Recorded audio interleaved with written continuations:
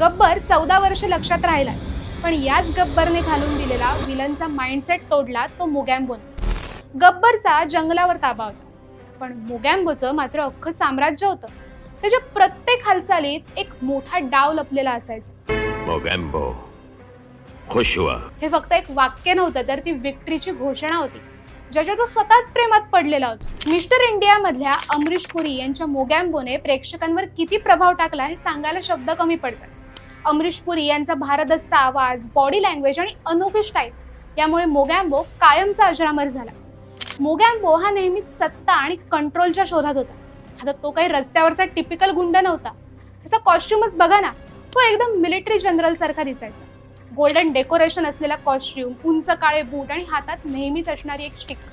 हा काहीतरी वेगळाच प्रकार होता, पण जे होतं ते मात्र हटके होतं. त्याच्या व्यक्तिमत्वात एक गूढता कायम होती.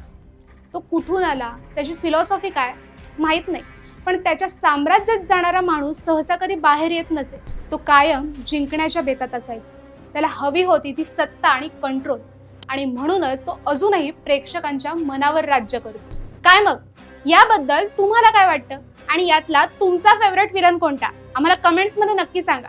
आणि काय मंडळी, तुमच्या फेवरेट विलनसाठी एक लाईक आणि शेअर तर बनतोच ना, त्यामुळे पटापट लाईक करा, शेअर करा आणि आपल्या चंद्रकोर फिल्म्सच्या YouTube चॅनलला सबस्क्राईब करायला विसरू नका.